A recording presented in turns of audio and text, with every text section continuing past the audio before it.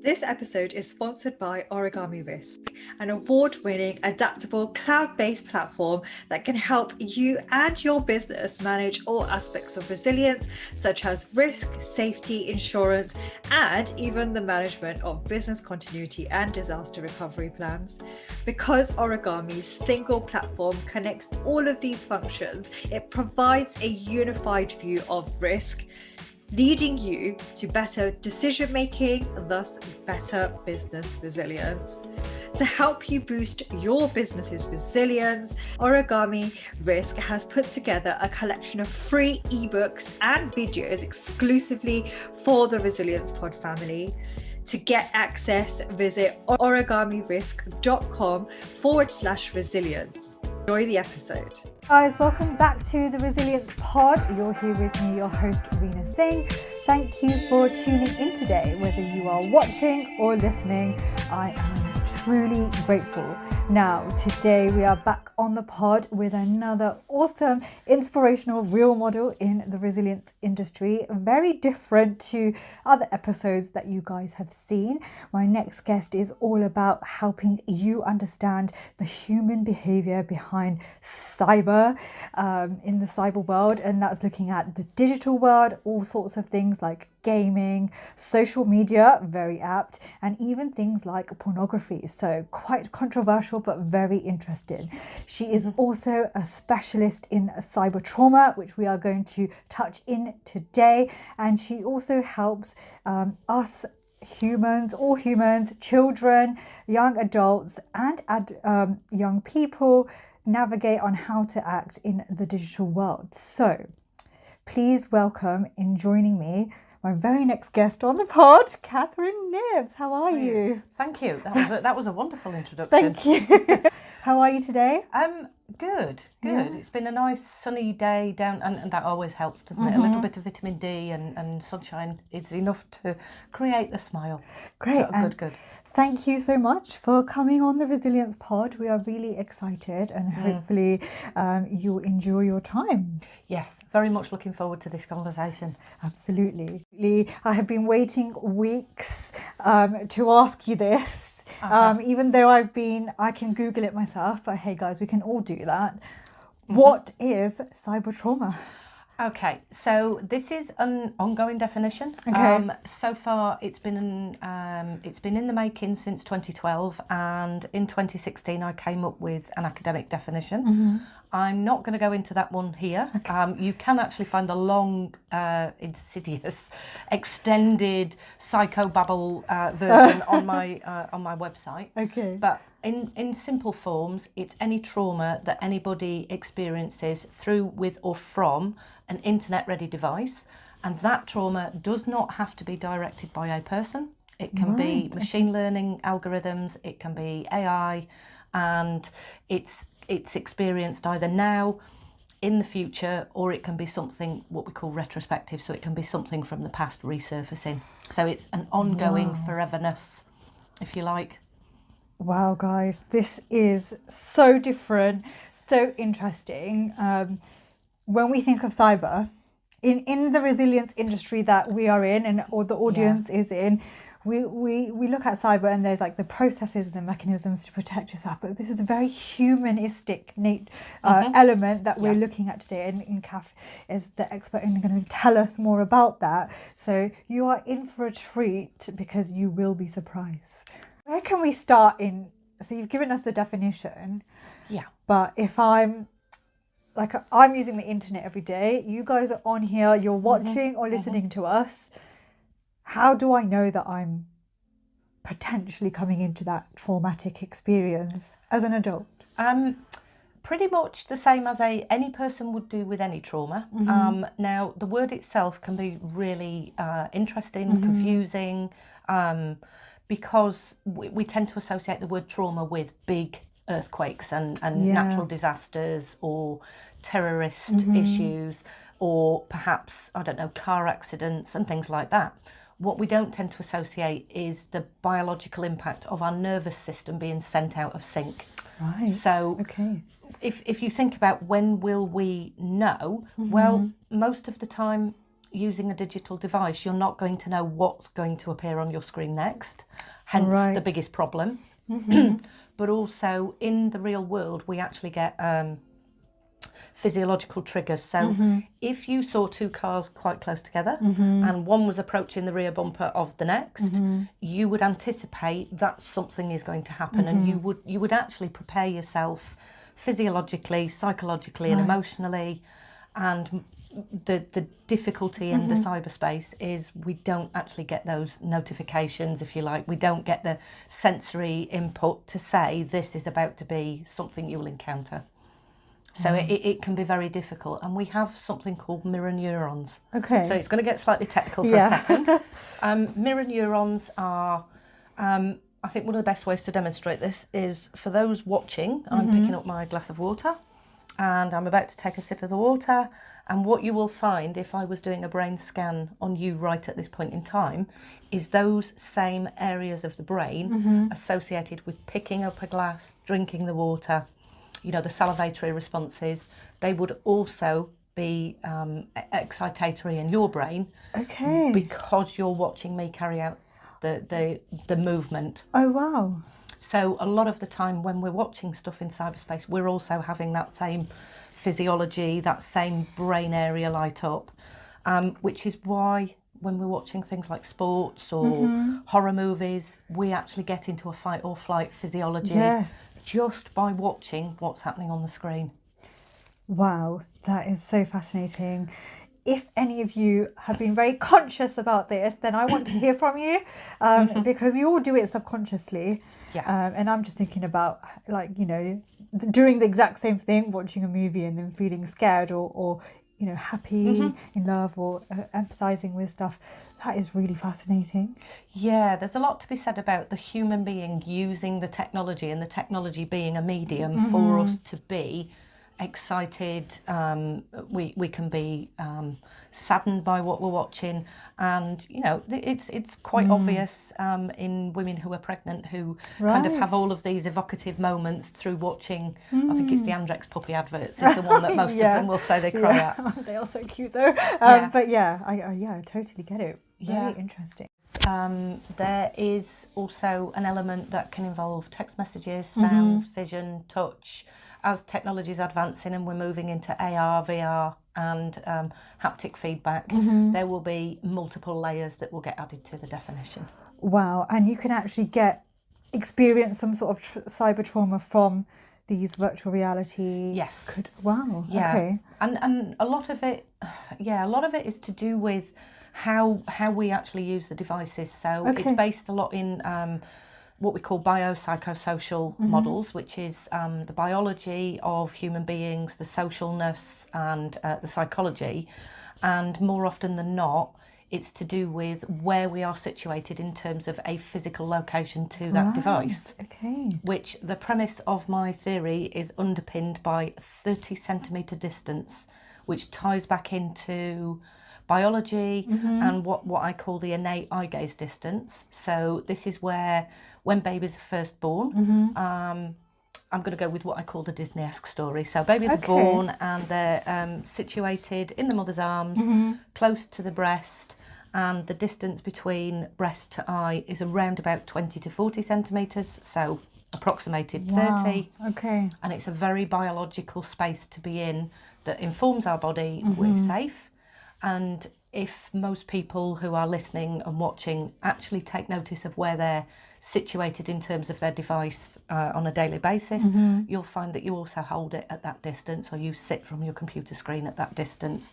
So we're actually superseding a lot of biology, and I think the best people to understand this concept are those that are trying to interrupt somebody else using a device.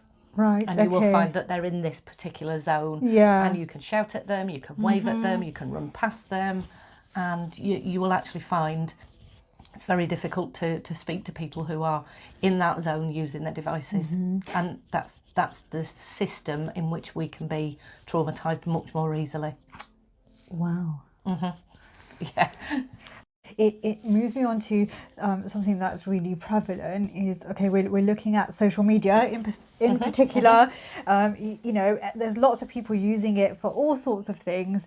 And with that, from just what you've said, in my understanding, trauma comes from a lot of hate that people have as well. Yes. And you can, it's easy for people to put hate comments out there, but they wouldn't say it to your face, right? Yes. So there's already a theory out there called the disinhibition effect, from somebody called John Suler, if people want to go and read up about it. And John Suler suggests that one of the reasons we do what we do is because cognitively we don't see the impact on the other person. My theory is challenging that and saying actually it's because we feel we're safe enough to say what we wouldn't necessarily say in the corporeal world, which is the real life world, that we might feel that actually we have the autonomy, agency, potency to go, well, I don't like what you've just said, and tap, tap, tap, tap, tap on the keyboard.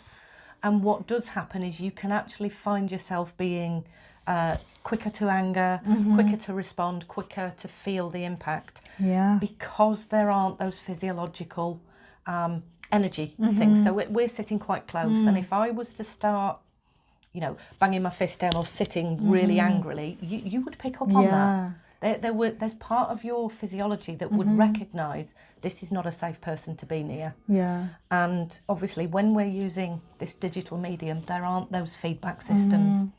So John Suler says it's all about our thinking styles. Right, okay. I'm saying it's both. It's not just about thinking style, it's about, do we have the capacity to say this? Will there be a reaction to my response? Unlikely if I can't see the other person. Therefore, I'm now going to say what I feel.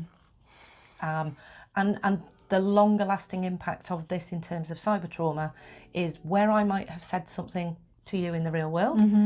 It then sits in your memory. We know that memory is fallible, but if it's in print and it's on the internet, I can go back and I can read it and I can reread it and I can reread it, and I can literally keep revisiting that particular issue. And that's where I find a lot of the issues lie for adolescents, is the revisitation.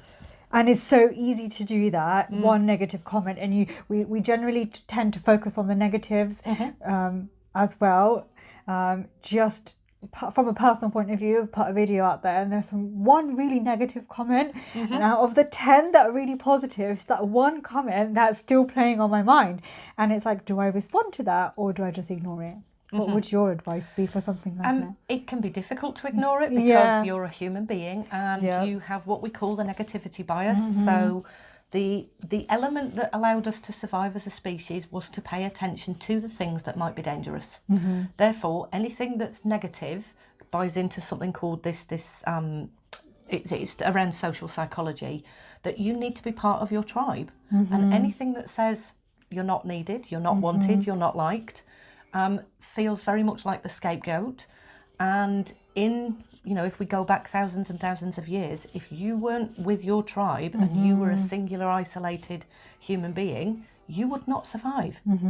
So this is an inbuilt survival mechanism, and it's brilliant for 75,000 years ago, when we were cavemen wandering around and needed to stay away from dangerous things with big sharp teeth that might eat us up. But here, discerning, it's not a saber-toothed tiger. I don't need to run from this at the same time. And again, it's about almost taking that comment and kind of really associating it with, well, what does that mean for me? What is it triggering in me? And, I have my own experiences of these, receiving emails where, people say, oh, no, thank you, or I didn't like what happened on such and such. It can really tap into my systems of rejection and abandonment. And that ties into me being a child. So every single thing that we do is enhanced and kind of, it's really much more prevalent in terms of on the internet. And it's really fascinating and a whole new different world for me in terms of being more aware of it, and for the audience who are either watching us or listening.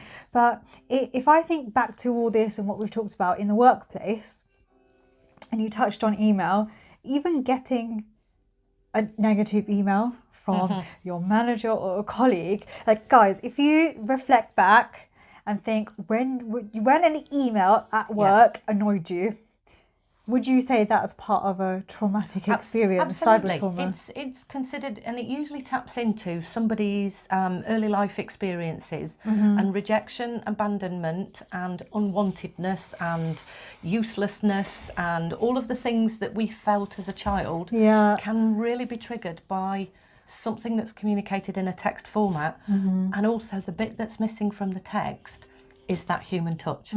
And I'm sure that many of you have done this before, where you've read the email, and I'm going to go in air quotes, in your boss's voice or in your partner's voice, and you know how they've said it. Yeah. And when you then speak to them later on, they say, that's not how I said it, that's not how I meant it. But because you might have been in a heightened state, you know, because you're under stress to get the Excel spreadsheet finished, and you've got some copies to get sent to people by the end of the day, and you've got reports to finish, the screen's flickering, you've got a headache, and then the email comes in, you're more susceptible than you would be had you have gone into work, done a few mindfulness exercises, sat with your bulletproof coffee as I do, and kind of taken your time to say, okay, whatever is in these emails isn't personal to me, and you know, this is about resilience. This is about, how do I build up those techniques that allow me to work optimally and without being triggered personally. And so there's a fine line between it, because guys, we're from a professional point of view, our worlds collide, but the audience here, you guys will be, you know, we're spending our whole time helping our organizations become resilient, and our life, if your life is in complete chaos personally, you know, it's really difficult to then go out and tell somebody else that you need to be resilient, because all these factors are triggering you. And this is why the cyber trauma really is fascinating to me, and I want you to talk a bit more about it, to help the audience and our viewers and listeners understand just how it can impact them, forgetting the whole children side, because I feel like that's a different episode. But just in terms of, we use the internet on a daily basis, we use social media on a daily basis, like let's just get a bit deeper into it. So the next part I'm quite excited about, because Cath has agreed to tell a little bit of a story on this issue without obviously breaching any confidentiality issues, because she is a therapist as well. Yes, GDPR breaches. So that's very topical. But GDPR breaches actually have a huge impact when a person finds out what's happened to their data, for example. So I've had a number of clients and supervisees where we've actually had conversations about something that got sent. So as a therapist, I use a really secure email system. I use Frama and I take massive precautions in protecting the data of my clients, because it's highly sensitive. And there have been occasions when solicitors have got in contact, when schools have got in contact, and what they have done is they've sent over for a report. It's usually after I've had a what they call a child in need meeting or a child assessment framework, and they will send details of the time of the meeting, who was present, the name of the child, the name of all the practitioners. And it's been really difficult, because I've actually seen people CC'd into the email who should not have been CC'd into the email. You know, I work with a high level of highly distressing issues, and the services are not getting particularly great GDPR training, because they're sending emails and saying, well, I'm quite often not password protecting it. But there has been an occasion where a particular client came in and was quite blasé. Oh, well, this happened at work, and my details got shared, and now I'm really worried, Cath, because not only did it go to the team department, financial team, you know, system, it went to HR, it went to so and so. Those people now have my details. And I said, okay, so what's going on for you in terms of what you think might happen? So here's where the anxiety monster comes in. And the anxiety monster begins all sentences with what if. Well, what if this? What if this? What about if my credit card gets hacked? What about if this? What about if that? So there was a lot of holding and containing this client about saying, okay, what are the chances of that? You know, it is unlikely. However, let's have a look at what you can do to mitigate those circumstances. But also, let's have a look at something you can do pragmatically. So this particular client had gone back and explained to the boss, I want to know what you've done about this procedure, because I teach GDPR to therapists. We were up. Yeah. So what could we do to mitigate these circumstances? So this client had decided that what they would do is go back to their boss and they would say, okay, I want to know where that email went. I want the traceability of it. I want to see what your GDPR policies are, and I want to see what you've done to ensure this doesn't happen again. And empowering a client to take back some form of agency, autonomy and power in a situation that they feel powerless in is usually where the resilience comes from. It's usually how we can kind of move ourselves into a new place, saying, actually, I don't have to be a victim, I can actually do something about it. And whilst the breach had happened, whilst the data was out there, it meant that this client was now in a space where they could go, oh, I can change my credit card, I can change my email, I can change all of my passwords, I can implement two-factor authentication. And that then meant that now they could take ownership of the particular issue. They now had sovereignty, and that was it. They were now in a place of power, whereas before it was all about, this has happened. And we have a phrase that you can be at cause or effect of a problem. And if you are at cause, the problem has created a problem and you now cannot do anything about it. But actually, you can now put yourself into a place where you go, well, actually, I can effect some changes. So it's about it's the dynamics of moving it. But also, had I have needed to, if it was a child, I would have also gone and spoken to the organisation and said, okay, this is what I would like you to do because that child does not have that capability, capacity. So I act very much as an advocate for children, and with adults it's about saying, okay, you have the power to do this, and very much that reflects generally what happened to us in childhood is, I don't have the power, I can't speak out, I can't do anything about this, and realistically that's what we're trying to emulate, is actually you do have the capacity, you have the brain power to think about this in a different way. So let's shift the prism and let's think about what's happening now that you can actually do something about. It's about taking control and that empowerment, and that's what brings out the resilience from these kind of cyber related or trauma related incidents. Okay. So one of the things it's almost like to remember is the fact that we are humans, and when we are in a work environment, there is this new technology, which isn't actually brand new because it's been around for over 35 years in terms of businesses.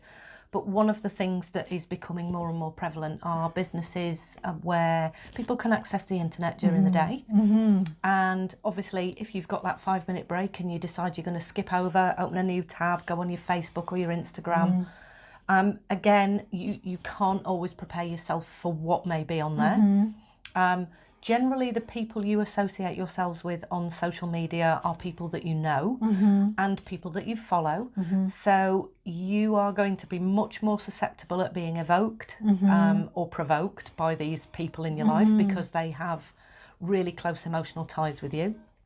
You also have your work environment and the emotional connections that you have there. Very true. And one of the things is to be aware that we have transitioned into a place where we now communicate using these devices in a very similar way to almost family dynamics. So one of the things about working as a group is structures of hierarchy can be misinterpreted. They can be seen as being non-existent. And what I do know is quite often I sit talking with people in therapy about the email that they sent that they shouldn't have done, the comment that they replied to their boss if they're using, I don't know, instant messaging, Jabber, things like that. And one of the things is you can make a mistake. And I'm going to give you an example of a mistake I made. Over a decade ago, working in an office environment, I sent an email around about parenting, and it was a set of memes, a set of parenting done bad. And unfortunately, I didn't know that one of the recipients had a child who had been affected by one of the particular issues that was being taken the mickey out of in one of the memes. And it resulted in this member of staff becoming seriously pissed with me. And what basically happened at that point was I then had to make amends, and I had to say, okay, that was my sense of humour. I didn't know that about your past, which we don't always know things about people's past, and we can make mistakes. But the communication channel that then was between me and this particular person was really, really strained for a long, long time. And to the point that if we were in a room now, I suspect that they would still be the opposite side of the room to me. Wow.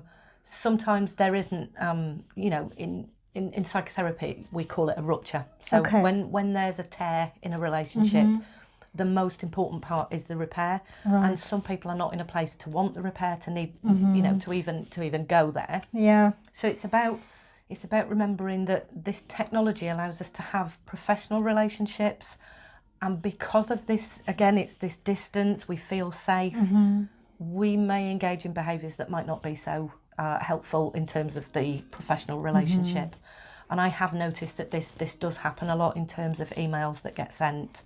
And again, if you're sitting in an office and you're looking at something on your smartphone and you've got the volume turned up, not only can you create cyber trauma for yourself by looking at things, you can also potentially trigger somebody else in that room. So for example, you might be watching a video about, I'm going to go with a particular form of cyber trauma here, animal abuse, and it might be about, okay, I'm going to share this video because I believe that animals have rights, and you know, you might be really kind of activistic behind this particular issue, only to find out what you've actually done is created trauma for other people. And this often happens on my timeline, and I look and think they have the best of intentions, but ... I could be offended by that. What I've learned to do is just really change my friends list. I've learned to unfollow people. I've learned to put positive news into my particular feeds. So there are ways and means we can do this before we even use this technology. I guess it's about having your own boundaries and knowing that, because like you said, you can't, when you open the browser or any social media platform, you can't control what you see.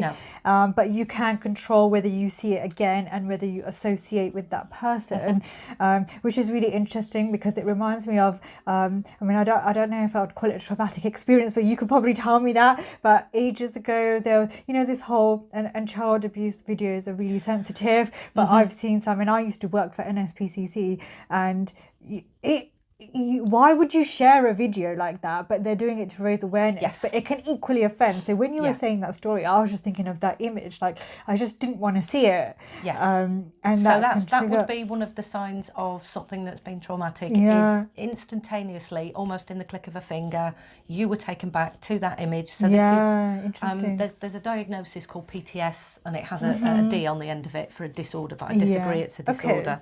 It's a post-trauma, and I'm calling it normal response, to see something, and I'm going to actually trigger most people now into the very first horror movie they ever saw.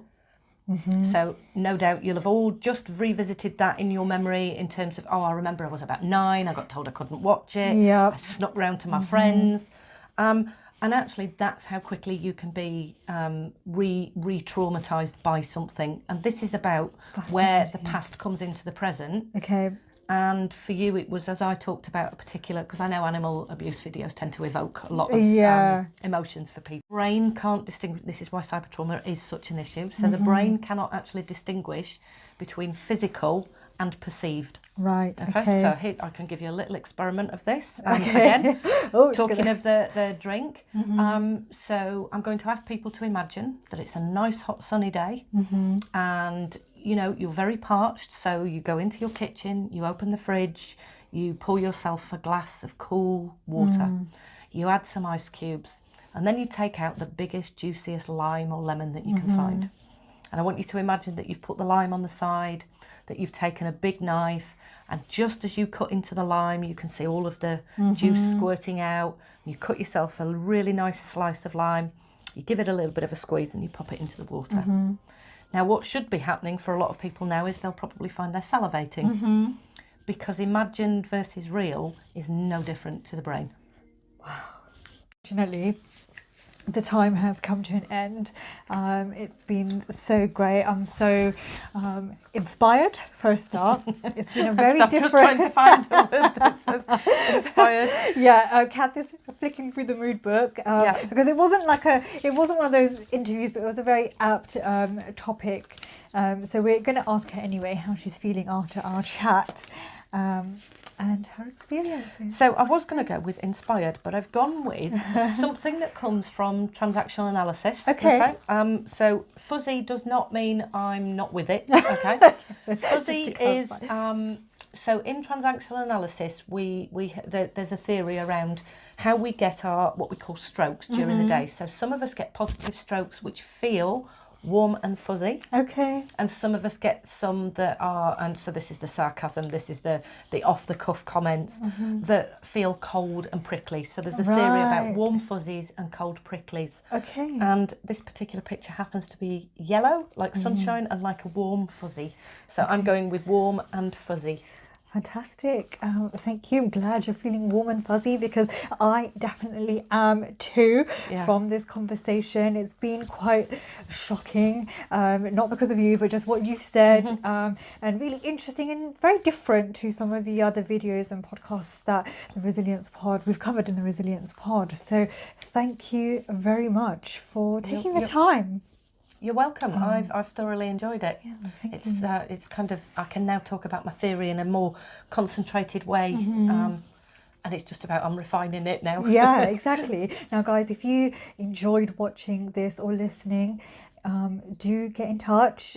Show your support as always. I appreciate it. You can connect with Cath. Yep. Via her website. She's also on Instagram and Twitter, so I'll link those below. So do connect with her. She's got some awesome content. She also hosts her own podcast. Yep. Cyber Synapse. Yes, I've said that right. So do take a listen to that too, because we're podcast buddies. And it's very hard sometimes if you don't recognise that you're getting the support, because people do listen, and it's really lovely when people leave comments. Yeah, so do get in touch if you're inspired or have any questions about what we've covered in terms of cyber trauma and resilience. Then hit the like buttons and get in touch.